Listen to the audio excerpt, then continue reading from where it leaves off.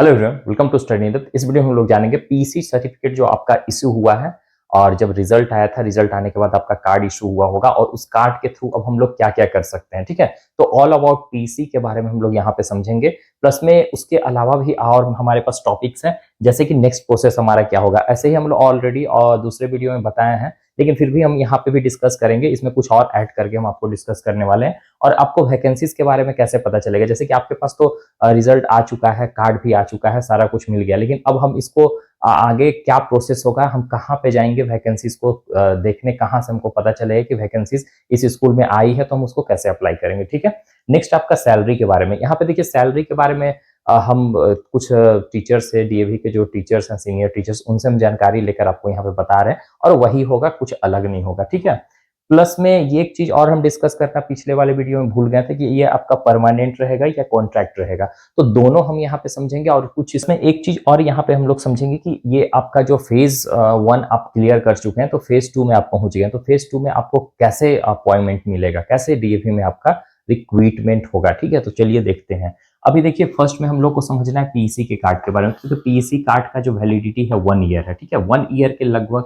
1 year है आपके पास। इसके दौरान आप कहीं भी जाकर कोई भी डीएवी में जहां पे वैकेंसीज आती है, कैसे आएगा बताएंगे, तो वहां पे आपको जाकर इसको क्या करना है, अप्लाई करना है 1 साल तक। अगर 1 साल तक आप कहीं भी नहीं ज्वाइन करते हैं तो वो आपका इनवैलिड हो जाएगा। इसके बाद ये आप इसको इससे कहीं भी जाकर अप्लाई नहीं कर सकते, फिर से आपको एग्जाम देना पड़ेगा। ठीक है, दूसरा आपको क्या है कि ये एक जो कार्ड आपको मिला है, एक जस्ट लाइक जैसे आपका सीटेट का कैसे कार्ड हो गया था, सीटेट जो आने के बाद कहीं भी हम जॉब के लिए अप्लाई कर सकते थे, जैसे बिहार में आया था, तो एज इट इज ये भी आपका कार्ड है। और ये पीसी कहने का मतलब ये चीज कि यहाँ पे एक चीज और लिखा हुआ होगा कि इसका मतलब ये नहीं कि आपको ये यूज इशू किया गया है कि इशू किया जाने के बाद आपको जॉब का गारंटी है, ऐसा कुछ नहीं है। तो आप लोग ऐसा कुछ भी ना सोचे कि हम ये इसको क्वालिफाइड कर चुके हैं तो हमको जॉब लग ही जाएगा, ऐसा कुछ नहीं है। वो आपके बेसिस पे है और इसके बाद का जो प्रोसेस है वो थोड़ा सा, वो मतलब समझिए कि वही मेन टफ है। आप ये पीसी निकाल चुके हैं, उसके लिए बहुत बहुत आपका कॉन्ग्रेचुलेशंस कि आपने इसको क्वालिफाई किया। और जिसने भी इसको क्वालिफाइड किया वो सेकेंड प्रोसेस को भी क्वालिफाइड कर ही जाएंगे, ऐसा कुछ नहीं है। लेकिन उसके लिए वैकेंसीज आपको कैसे पता चलेगा, और ये सीटेट के जैसा हम लोग देख लिए कि जैसे आपका सीटेट है एज इट इज ये भी आपका कार्ड है ना।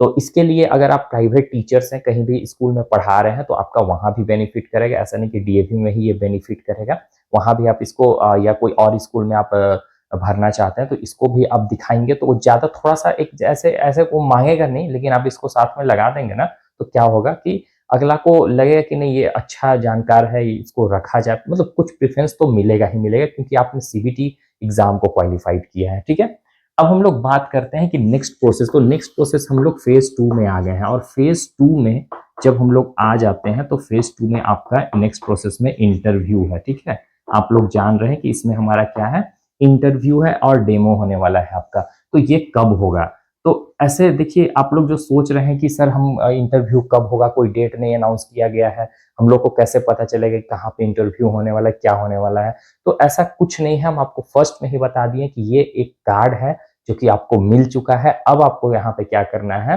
कि आपको सर्च करते रहना है कि कहाँ पे वैकेंसी आई है और कहाँ पे नहीं। कैसे कैसे पहले डीएवी में एग्जाम्स होते थे, रिटेन एग्जाम्स होते थे, सब्जेक्टिव होता था। ठीक है, ऑब्जेक्टिव वगैरह कुछ नहीं होता था। लोग जहाँ पे हर साल डीएवी निकालती थी, जाते थे लोग, एग्जाम देते थे, फिर उसमें आता था, फिर उसको इंटरव्यू के लिए बुलाया जाता था, जहाँ पे वैकेंसीज आते थे। जैसे कि ये स्कूल में वैकेंसी आ तो वहाँ पे निकालने के बाद अलग अलग स्कूल्स में वैकेंसी आते थे, अप्लाई करने के बाद फिर क्या होता था कि उनको इंटरव्यू डेमो लिया जाता था, तब उनको रखा जाता था एड हॉक बेसिस पे।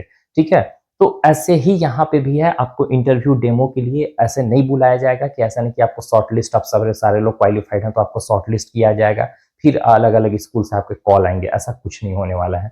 अब क्या होगा, जैसे कि हम एक और आपको अपॉइंटमेंट का टेलीग्राम पे चैनल पे हम आपको शेयर किए थे, आप टेलीग्राम चैनल से मेरा जुड़ जाइए, आपको बहुत ज्यादा वहां से बेनिफिट करेगा। डिस्क्रिप्शन बॉक्स में लिंक दिया हुआ है, आप देख लीजिएगा। और डीएवी की रिगार्डिंग अगर कोई भी आपको वीडियोस लग रहा होगा कि हमको ये जानकारी नहीं है, ये नहीं है, तो मैं हम ये प्लेलिस्ट एक डाले हुए हैं डिस्क्रिप्शन बॉक्स में, उसमें सारा डीएवी से रिगार्डिंग इन्फॉर्मेशन दिया हुआ है। आप जाइए, जो आपको लग रहा है कि ये चीज हमको नहीं जानकारी है, तो आप उस वीडियो को देखिए और जानकारी ले लीजिए। ठीक है, तो हम लोग बात कर रहे थे कि इंटरव्यू और डेमो की। ठीक है, तो इंटरव्यू ये आपको शॉर्टलिस्ट नहीं किया जाएगा, आपको स्कूल्स में जाना है, पता करना है कहाँ पे वैकेंसीज आई है, उसके हिसाब से आपको अप्लाई करना है वहाँ पे, ठीक है। अब ये देखिए how to know about the vacancy. अब वैकेंसीज के बारे में आप जानेंगे कैसे? तो देखिए ये अभी हम जस्ट बता रहे थे कि आपको जानना कैसे है, इसके लिए एक प्रोसेस है यहाँ पे 1 2 3 4 5 6 प्रोसेस तक है। इसके बाद आपका फाइनलाइज्ड यहाँ पे आपका अपॉइंटमेंट होगा। कैसे होगा सुनिए। एडवर्टीजमेंट, हम लोग को पता है कि ये हमारे पास कार्ड है ऑलरेडी, हम लोग के पास क्वालिफाइड कार्ड है। अब इसके बाद हम लोग यहाँ तक के लिए फेज 2 के लिए एलिजिबल हो चुके हैं। दूसरा आप क्या क्या है, जैसे कि झारखंड जोन हो गया, ठीक है।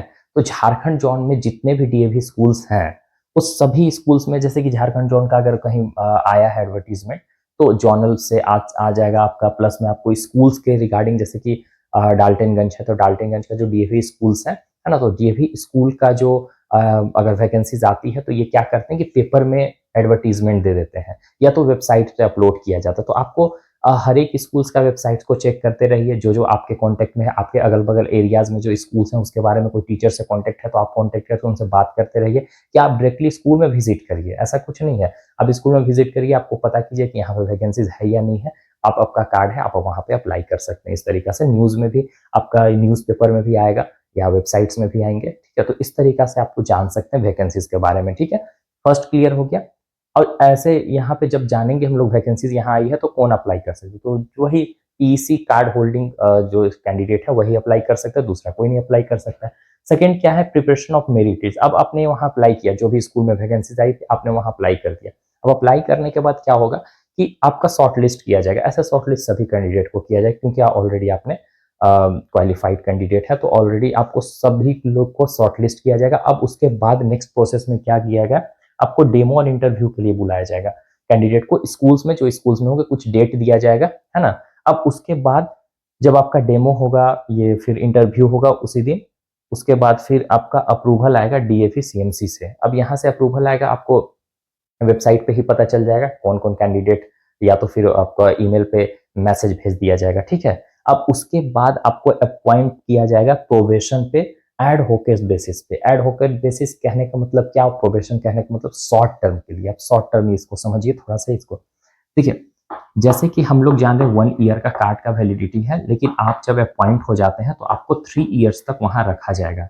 मतलब 3 ईयर्स तक अगर आप एग्जाम नहीं भी देते हैं तो कोई इशू नहीं है, लेकिन 3 ईयर्स के बाद आपको फिर से एग्जाम से इसी को एग्जाम देना होगा, है ना। अब उसके बाद 3 ईयर्स में अगर आपका प्रिंसिपल, ठीक है, एआरओ जिसको हम लोग असिस्टेंट रीजनल ऑफिसर बोलते हैं। अब असिस्टेंट रीजनल ऑफिसर क्या होता है, जैसे कि झारखंड जोन का अभी फिलहाल में assistant regional officer doctor GN Khan है ना, डॉक्टर जीएन खान है। तो ये अगर चाहेंगे, जैसे कि जो भी स्कूल्स के यही इंटरव्यू लेंगे, यही सैलरी डिसाइड करते हैं कि आपका सैलरी कितना होना चाहिए। तो 3 ईयर्स तक आप वहाँ पे एडॉक बेसिस पे हैं, मतलब परमानेंट नहीं है, आपको शॉर्ट टर्म के लिए रखा गया है। तो अब इसके बाद 3 ईयर्स हुआ आपका, तो अब अगर आप एग्जाम नहीं देते हैं तो क्या होगा, तो एग्जाम नहीं देते हैं तो देखिए ऐसा कुछ नहीं होता है कि आपको हटा ही दिया जाएगा, आपको कंटिन्यू रखा जाएगा। लेकिन प्रॉब्लम क्या होगा ना कि आपका जो पे स्केल है वो नहीं मिल पाएगा, जो सैलरी है आपका थोड़ा बहुत बढ़ाया जाएगा, है ना। उसके बाद फिर ऐसा कुछ नहीं कि आपको पे स्केल नहीं मिलेगा, तो इसीलिए आपको एग्जाम देना होगा। और एग्जाम देंगे तो अगर जो आपके एआरओ आपसे अगर खुश हैं, आपका सारा कुछ परफॉर्मेंस सही है, सारा कुछ ठीक है, तो आपको आगे पे स्केल दे दिया जाएगा, ग्रेड पे दे दिया जाएगा, तब आपका कंटिन्यूटी हो जाता है। तो कुछ इस तरीका से अपॉइंटमेंट होते हैं। तो देखिए हमारे पास इंटरव्यू में आप जब जाओगे तो आपको फर्स्ट पैनल सब्जेक्ट से रिगार्डिंग क्वेश्चंस होगा, सेकंड आपका एआरओ लेंगे। जो एआरओ आपको क्या करेंगे कि आपको सैलरी का डिस्कशन करेंगे। अब हम लोग बात करते हैं सैलरी के, तो देखिए डीएवी में आप जाएंगे ना तो नर्सरी या कोई भी नर्सरी हो गया, पीआरटी हो गया, है ना, पीजीटी हो गया, टीजीटी हो गया, नर्सरी से मतलब जैसे कि 0 to 5 क्लास से आपका रहेगा तो 20,000 मिनिमम सैलरी रहता है। वो आप पे डिपेंड करता है कि आप इंटरव्यू कैसा दिए हैं, आप कैसा परफॉर्मेंस दिए है। अगर आपका सारा कुछ सही है, सारे लोग आपसे खुश हैं, तो आप अपने हिसाब से उस टाइम भी आप ग्रेड पे के लिए आप इंसिस्ट कर सकते हैं। तो अगर वो चाहेंगे तो ग्रेड पे एट ए टाइम दे देंगे तो आपका सही रहेगा। लेकिन ग्रेड पे कब मिलता है, ग्रेड पे जैसे कि आपको पीआरटी बेसिस पे ही रखा जाता है। जैसे कि आप अगर टीजीटी पढ़ा रहे हैं, पीजीटी पढ़ा रहे हैं, तो वो क्या करते हैं कि आपको टीजीटी पीजीटी का ग्रेड पे नहीं मिलेगा, आपको पीआरटी का ग्रेड पे मिलेगा, ठीक है। और ये पीआरटी का ग्रेड पे मतलब कि उसका कम ही रहता है, तो आपका 40,000 45,000 के लगभग में ग्रेड पे मिलने के बाद स्टार्ट हो जाएगा ऐसे, ठीक है। लेकिन आपको एडॉक बेसिस पे विदाउट ग्रेड पे आपको कितना मिलेगा, 25,000 मिनिमम रहेगा सैलरी। आप पीआरटी में जाते हैं तो, टीजीटी में जाते हैं तो आपका 25,000 से 30,000 के अराउंड में रहेगा सैलरी, ठीक है। इसमें फ्लक्चुएट कर सकता है 1-2 हज़ार आगे पीछे। अब पीजीटी का रहेगा आपका 32 से 35,000। तो ये एडहॉक बेसिस पे जब एट ए टाइम ज्वाइन करते हैं तो उस दौरान आपकी सैलरी ये होगी। तो सैलरी आप देख लिए कि कितना क्या होगा, है ना। और ये सैलरी डिसाइड कौन करते हैं? एआरओ, जो रीजनल ऑफिसर झारखंड जोन के, जैसे कि डॉक्टर जीएन खान है, मतलब जितने भी डीएवी हैं जो भी ज्वाइन करेगा, तो इनके थ्रू ही सैलरी का डिसीजन होता है। अब ये आपका परमानेंट कॉन्ट्रेक्चुअल, ये हम आपको पहले ही बता दिए। ये आपका परमानेंट अभी फिलहाल नहीं है, 3 इयर्स तक आप रहेंगे, 3 इयर्स तक आपको कोई नहीं हटाएगा। मतलब हटा सकता है ऐसा अगर आपका परफॉर्मेंस बिल्कुल खराब रहेगा तो, लेकिन 3 इयर्स तक है। इसके बाद भी आगे किया जा सकता है, वो आपके पूरी तरह से आपके परफॉर्मेंस पे है कि आप कैसा परफॉर्मेंस देते हैं।